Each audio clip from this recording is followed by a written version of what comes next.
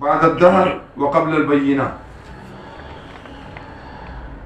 بعد الدهر وقبل البينة ترتیباً د سورتون د قرآن نه 65 او په نزول کې 19 او حدیث کی راځي من قرأها مات على سنة رسول الله صلی الله علیه وسلم.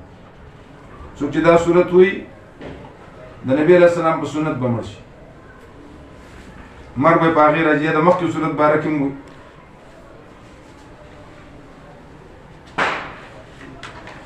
نو دې صورت کې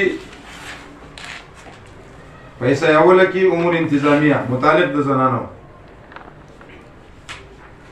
حصه اوله کې امور انتظامیه متعلق د زنانو، حصه ثانی کې تخفیف دنیوي او مسئله توحید.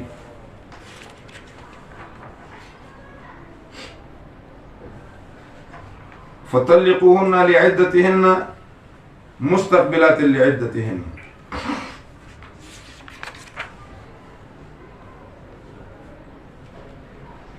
أو لأجل عدتهن أو لأجل عدتهن.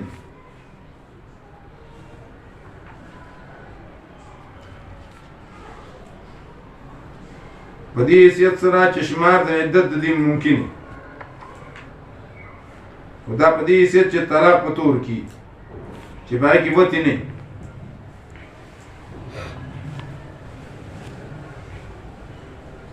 لأنه يعلم أن حينئذ أنها غير حامل.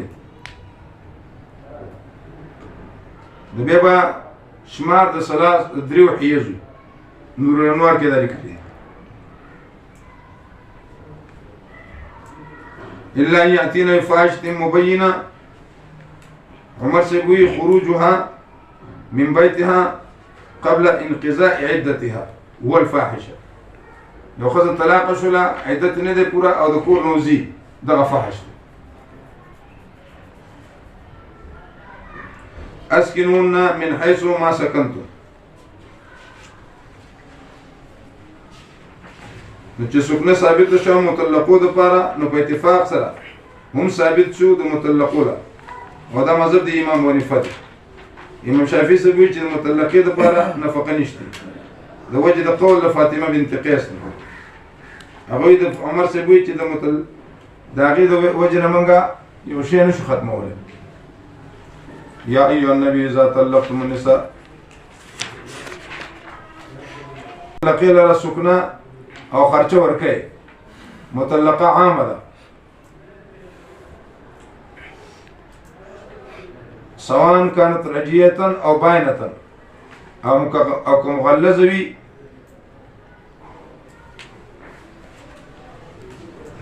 فائدہ خلعهم طلاق باین دی په الفاظ صریحه سره طلاق رجی واقع کیږي او په الفاظ کنایه سره باین او په درو سره مغلظ به تحلیل تو ضرورت وي او باین دی ته وي چې په هغه الفاظ سره کې چې هغه کې نسبت د طلاق بهرحال دې کې به تفصیل ان شاء الله به ومو.